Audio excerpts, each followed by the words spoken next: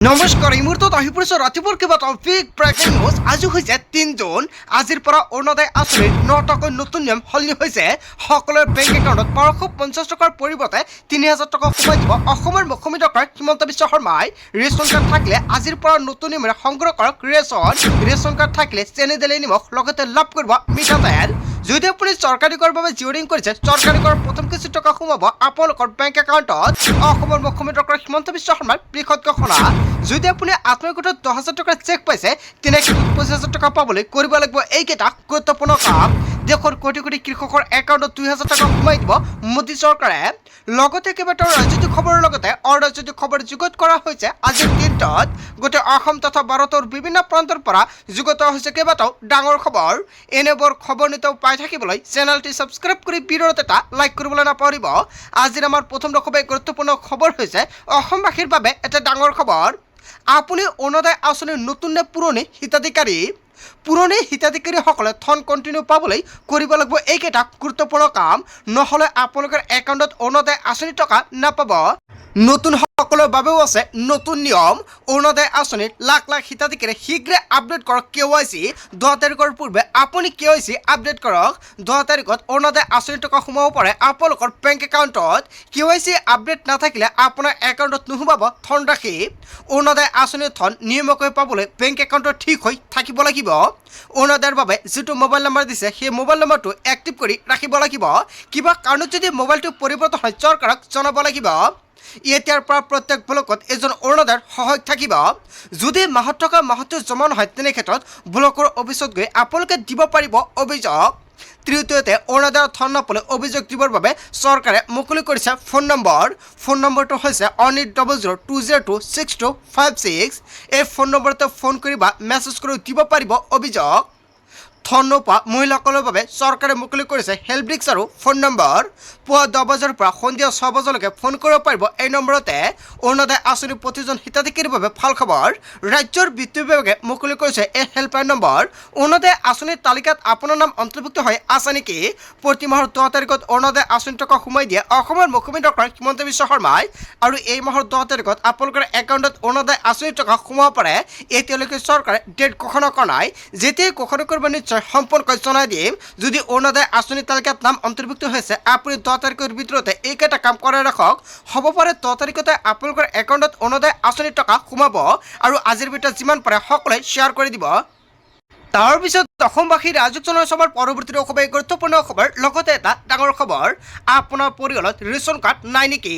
ৰাজ্যৰ লাখ লাখ পৰিয়ালে নতুনকৈ লাভ কৰিব ৰেচন কাৰ্ড। অহা ৫ বছৰত অসমত দৰিদ্ৰতা ৩% হ্ৰাস কৰাৰ লক্ষ্য চৰকাৰৰ। অন্তোদয় আঁচনিৰ জৰিয়তে দৰিদ্ৰতা নিৰ্মূল কৰাৰ প্ৰয়াস অসমৰ মুখ্যমন্ত্ৰী ডক্টৰ হিমন্ত বিশ্ব শৰ্মাৰ।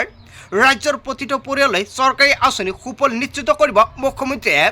অন্তোদয়ৰ বাৰ্তাৰে ৰাজ্যত বৃদ্ধি পাব ৰেচন কাৰ্ডৰ সুবিধা। প্ৰতিটো দৰিদ্ৰ পৰিয়ালক খাদ্য সুৰক্ষাৰ আওতালৈ অনাৰ লক্ষ্য চৰকাৰৰ। অধিক পৰিয়ালত ৰেচন কাৰ্ড প্ৰদান কৰি দৰিদ্ৰতাৰ বিৰুদ্ধে চৰকাৰে শক্তিশালী যুঁজ দিব। আবেদনৰ বাবে প্ৰথমতে অসম চৰকাৰৰ ৰাজহুৱা বিতৰণ ব্যৱস্থাৰ অফিচিয়েল পৰ্টেলত লগ ইন কৰক। নতুন নাম যোগ কৰিবলৈ নিৰ্ধাৰিত আবেদন পত্ৰখন বাছনি কৰক। আবেদনত ঘৰৰ মুৰব্বীৰ সৈতে নতুন সদস্যৰ সম্পৰ্ক স্পষ্ট কৰক। নতুন সদস্যৰ আধাৰ কাৰ্ডৰ কপি দাখিল কৰাটো বাধ্যতামূলক। সদস্যজনৰ জন্মৰ প্ৰমাণপত্ৰ বা ভোটাৰ কাৰ্ডৰ প্ৰতিলিপি সংলগ্ন কৰক। বিবাহিত মহিলাৰ ক্ষেত্ৰত আগৰ ৰেচন কাৰ্ডৰ পৰা নাম কৰ্তনৰ প্ৰমাণপত্ৰ দাখিল কৰক। আবেদনৰ সৈতে পৰিয়ালৰ মূল ৰেচন কাৰ্ডৰ এখন ফটোকপি জমা দিয়ক। আবেদন পত্ৰৰ সদস্যৰ নাম, বয়স আৰু পিতৃ মাতৃৰ নাম নিখুঁতভাৱে লিখক। পৰিয়ালৰ মুৰব্বীৰ শেহতীয়া পাছপোৰ্ট চাইজ ফটো আবেদনত লগাওক। আৰু সকলো নথি পত্ৰ শুদ্ধকৈ যোগান বিভাগৰ কাৰ্যালয়ত জমা দিয়ক। আৰু আপুনি ওচৰৰ CSC কেন্দ্ৰৰ জৰিয়তে অনলাইনতো আবেদন কৰিব পাৰিব। সংশ্লিষ্ট বিষয়ে আপোনাৰ সকলো নথি পত্ৰ পৰীক্ষা কৰি চাব। তথ্য সঠিক হ'লে অতি কম সময়ৰ ভিতৰতে নাম অন্তৰ্ভুক্ত হ'ব আপোনাৰ। নাম অন্তৰ্ভুক্তৰ পাছত অনলাইনৰ পৰা আপুনি নতুন ডিজিটেল ৰেচন কাৰ্ড ডাউনলোড কৰি লৈ ল'ব পাৰিব। ৰেচন কাৰ্ড নথকা প্ৰতিজন হিতাধিকাৰীৰ বাবে অত্যন্ত ভাল খবৰ। আজিৰ ভিডিঅ'ত যিমান পাৰে সকলোকে শ্বেয়াৰ কৰি জনাই দিয়ক। তাৰ পিছত অসমবাসী ৰাজক জনসমাৰ পৰৱৰ্তী অসমৰ গুৰুত্বপূৰ্ণ খবৰ লগতে এটা ডাঙৰ খবৰ মে' মাহতে 8,000 অধিক পৰিয়ালে লাভ কৰিছে নতুন কানেকশ্যন শীঘ্ৰে বিনামূলীয়া সৌৰশক্তিৰ বাবে আপুনি কৰক আবেদন 300 ইউনিট বিদ্যুৎ কেনেকৈ লাভ কৰিব বিনামূলীয়াকৈ বৰ্তমান গৰমৰ মাজতে নিশ্চয় আপোনাৰ ঘৰত বিদ্যুৎ বিল বেছি আহে তেনে ক্ষেত্ৰত আপোনাৰ বাবে এটা সলনি সুযোগ দিছে অসমৰ মুখ্যমন্ত্ৰী ডক্টৰ হিমন্ত বিশ্ব শৰ্মাই লাখ লাখ পৰিয়ালৰ বাবে পুনৰ ডাঙৰ আহ্বান মুখ্যমন্ত্ৰী হিমন্ত বিশ্ব শৰ্মাৰ শীঘ্ৰে বিনামূলীয়া বিদ্যুৎৰ বাবে আপুনি কৰক আবেদন ক'ত কিদৰে ইয়াৰ বাবে আবেদন কৰিব লাগিব চাই লওক সমগ্ৰ প্ৰক্ৰিয়া সৌৰ পেনেল স্থাপনৰ বাবে আপুনি ৭৮,০০০ টকা পৰ্যন্ত লাভ কৰিব ৰাজসাহায্য সুলভ ঋণ আৰু অতি সৰল পঞ্জীয়ন প্ৰক্ৰিয়াত লাভ কৰিব এই সুবিধা প্ৰথমতে আপুনি pm.suryagar.gov.in ৱেবছাইটলৈ যাওক আৰু কনজিউমাৰ পেজলৈ গৈ এপ্লাই নাও অপশ্যনত ক্লিক কৰক তাৰপিছতে দিয়ক নিজৰ মোবাইল নম্বৰ আৰু কেপচা কোড ভেৰিফিকেশ্যনৰ পাছত দিব লাগিব নাম ৰাজ্য আৰু জিলাৰ নাম ইয়াৰ পিছতে দিব লাগিব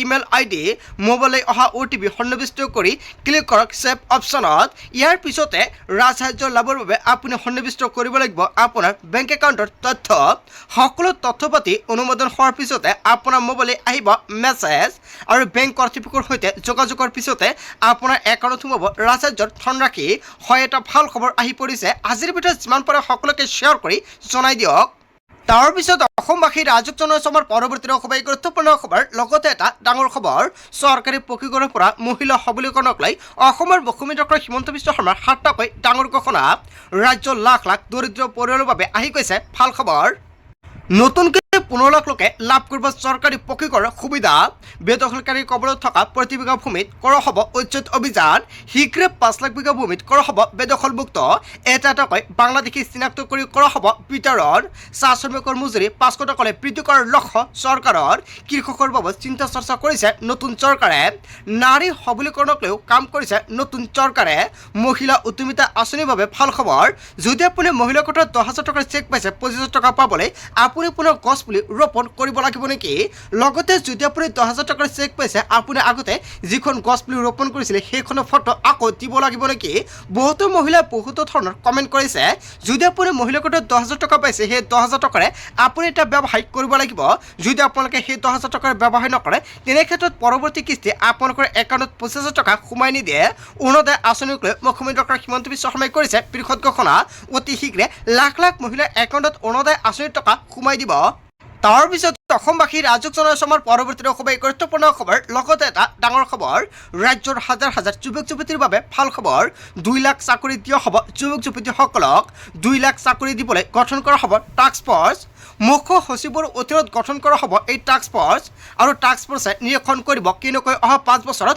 2 লাখ যুৱক যুৱতীক দিব পাৰে চাকৰি যুৱক যুৱতীক দিয়া প্ৰতিশ্ৰুতি কৰা হ'ব এটা এটা কৰি পালন কেবিনেট বৈঠকৰ অন্তত অসমৰ মুখ্যমন্ত্ৰী ডক্টৰ হিমন্ত বিশ্ব শৰ্মাই কৰিলে বৃহৎ ঘোষণা তাৰ পিছত অসমবাসী ৰাজক জনসমাৰ পৰৱৰ্তী অসমৰ গুৰুত্বপূৰ্ণ খবৰ লগতে এটা ডাঙৰ খবৰ হাজাৰ হাজাৰ বেদখলকাৰী শেষ হকনি চৰকাৰৰ বাসগৃহত বুলডোজাৰ চলাৰ পূৰ্বে এৰক ঘৰবাৰী জুন মাহতে হাজাৰ হাজাৰ অচিনাকি লোকক কৰা হ'ব উচ্ছেদ বৃহত্তৰ গোৱালপাৰাত জুন মাহতে প্ৰশাসনে চলাব বুলডোজাৰ একশ্যন উচ্ছেদ চলালে টকা পইচা খৰচ হয় চৰকাৰৰ উচ্ছেদ চলালে আৰক্ষী বাহিনী বিষয়া কৰ্মচাৰী সময় খৰচ হয় তাৎক্ষণিকভাৱে ঘৰ দুৱাৰ ভাঙি গুচি যাওক বেদখলকাৰীসকল যলৈ যায় যাওক কোনো কাৰণতে গোৱালপাৰাত থাকিব নোৱাৰিব বেদখলকৃত জনতা অবৈধ নাগৰিকে গোৱালপাৰাত অশান্তি আনিছে বুলি ঘোষণা কৰিছে ভূমি বনাঞ্চল দখল কৰি আমাৰ সংস্কৃতিৰ ওপৰত আঘাত সানিছে বেদখলকাৰীয়ে পিতৃ মাতৃ জীয়ৰী বোৱাৰীৰ সুৰক্ষা নোহোৱা কৰিছে উচ্ছেদ চলালে গোৱালপাৰা আগুৱাই যাব পাৰিব বুলি মন্তব্য কৰিছে আগন্তুক 10 বছৰত গোৱালপাৰা হৈ পৰিব ডিব্ৰুগড় আৰু তিনিচুকীয়া বেদখলকাৰী সকিয় নিদি বিজেপিৰ বিধায়ক টংকেশ্বৰ ৰাভাৰ বৃহৎ মন্তব্য বাহকৰত বুলডোজাৰ চলাব পূৰ্বই এৰক ঘৰবাৰী এনেকুৱাকৈ বৃহৎ হুংকাৰ দিছে বিজেপিৰ ফালৰ পৰা হয় বন্ধু বান্ধৱীসকল আজিৰ ভিডিঅ'ত যিমান পাৰে সকলোকে শ্বেয়াৰ কৰি জনাই দিয়ক আৰু সকলোৱে সাৱধান হওক তাৰ পিছত অসমবাসী ৰাজক জনসমাৰ পৰৱৰ্তী অসমৰ গুৰুত্বপূৰ্ণ খবৰ লগতে এটা ডাঙৰ খবৰ হিন্দু মুছলমান সকলোৱে খেদক মিয়াক অসমত স্থান নাই মিয়াৰ এনেকুৱাকৈ বৃহৎ মন্তব্য কৰিছে অসমত মিয়াক থাকিবলৈ নিদিয়েও অসমবাসী জাগিবৰ হ'ল অসমীয়াৰ ওপৰত আক্ৰমণ কৰা আৰম্ভ কৰিছে মিয়াই সাজু কৰা অসমৰ জনতা আক্ৰমণৰ ভয়ংকৰ প্ৰত্যাক্ৰমণ হ'ব বুলি হুংকাৰ দিছে।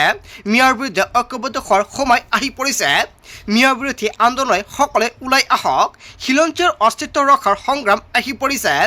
বাংলাদেশী মূলৰ মানুহ অসমৰ পৰা যাবই লাগিব। গণতন্ত্ৰৰ শেষ স্তৰলৈকে প্ৰতিবাদ হ'ব। উগ্ৰ প্ৰতিবাদ কৰিবলৈ আমি সাজু আছোঁ বুলি মন্তব্য কৰিছে। মিয়াৰ বিৰুদ্ধে পুনৰ হুংকাৰ দিছে শৃংখল চলিহা আৰু জিতু বৰাই। হয়, শৃংখল চলিহা আৰু জিতু বৰাই যিটো মন্তব্য কৰিছে, জনতাই কি ক'ব? নিশ্চয় জনতাৰ মন্তব্যটো নিশ্চয় কমেণ্ট বক্সত জনাই দিব। তাৰপিছত অসমবাসী ৰাজুক জনাইছে আমাৰ পৰৱৰ্তী খুবেই গুৰুত্বপূৰ্ণ খবৰ। লগতে এটা ডাঙৰ খবৰ, PM কিষাণৰ হিতাধিকাৰীলৈ জৰুৰী খবৰ আহি পৰিছে। 30 জুনৰ পূৰ্বে কৰিব লাগিব এইকেইটা গুৰুত্বপূৰ্ণ কাম। এই কাম নকৰিলে আপুনি বঞ্চিত হ'ব কিস্তি লাভৰ পৰা। KYC আপডেট নকৰিলে নাপাব আপুনি PM কিষাণৰ 2000 টকা। আধাৰ কাৰ্ড বেংক একাউণ্টৰ সৈতে সংযোগ হৈ থকাটো বাধ্যতামূলক। PM কিষাণৰ 23তম কিস্তি লাভ কৰিবলৈ KYC কৰাটো বাধ্যতামূলক। 30 জুনৰ ভিতৰত সম্পূৰ্ণ কৰিব লাগিব KYC। pmkisan.gov.in ৱেবছাইটত অনলাইনযোগে KYC কৰিব লাগিব। নিজৰ আধাৰ নম্বৰ দাখিল কৰিব লাগিব। OTPৰ জৰিয়তে ভেৰিফাই কৰি ছাবমিট কৰিব লাগিব। PM কিষাণ আঁচনিত KYCৰ কেনেকৈ আপুনি আপডেট কৰিব? PM কিষাণ পৰ্টেল আৰু মোবাইল এপৰ জৰিয়তেও উপলব্ধ হৈছে এই সমস্যাৰ সমাধান। বায়োমেট্ৰিকৰ ভিত্তিত আপুনি KYC কৰিব পাৰিব আপডেট। CSC বা ৰাজ্যিক সেৱা কেন্দ্ৰতো কৰিব পাৰিব আপডেট। নিজৰ PM কিষাণৰ হিতাধিকাৰী স্থিতি কেনেকৈ পৰীক্ষা কৰিব? PM কিষাণৰ অফিচিয়েল ৱেবছাইটত লগ ইন কৰক। বেনিফিচিয়াৰী ষ্টেটাছ অপশ্যনত ক্লিক কৰক। আপোনাৰ আধাৰ নম্বৰ আৰু বেংক একাউণ্টৰ নম্বৰ অন্তৰ্ভুক্ত কৰক। গেট ডাটাত ক্লিক কৰক আৰু চেকশ্যন বাই পে'মেণ্ট ষ্টেটাছ আপুনি পৰীক্ষা কৰিব পাৰিব। যদি আপোনাৰ পে'মেণ্টটো চেংচন হৈছে তেনে ক্ষেত্ৰত নিশ্চয় আপুনি চেক কৰিব পাৰিব। PM কিষাণৰ 23তম কিস্তি লাভ কৰিবলৈ KYC কৰাটো বাধ্যতামূলক কৰিছে চৰকাৰৰ ফালৰ পৰা আৰু 30 জুনৰ ভিতৰতে কৰিব লাগিব এইকেইটা গুৰুত্বপূৰ্ণ কাম। যদি আপুনি KYC কৰা নাই, আপুনি 30 জুনৰ ভিতৰতে কৰিব লাগিব। যদি আপুনি মাটিৰ জমাবন্দীৰ কপিখন আপোনালোকে আপডেট কৰা নাই, কিবা সমস্যা হৈছে, আপুনি এগ্ৰিকালচাৰ অফিচত গৈ আপডেট কৰক। যদি আপোনাৰ বেংক একাউণ্টত সময়মতে টকাটো নোসোমায়, কিবা সমস্যা হৈ আছে, অতি শীঘ্ৰে বেংকত গৈ KYC ফৰ্ম এটা জমা দিয়ক। যিসকল কৃষকে একাউণ্টৰ সৈতে DBT মাধ্যমটো অন কৰা নাই, অতি শীঘ্ৰে অন কৰিব লাগিব, নহ'লে আপোনাৰ একাউণ্টত টকা নাপাব। আজিৰ মূল ভিডিঅ'খনত আপোনালোকে এইখিনি সৰু এটা ইনফৰমেশ্যন দিবলগীয়া আছিলে। ভিডিঅ'টি ভাল লাগিলে লাইক, কমেণ্ট, শ্বেয়াৰ কৰক। চ' থেংক ইউ ফৰ ৱাচিং ফুল ভিডিঅ'।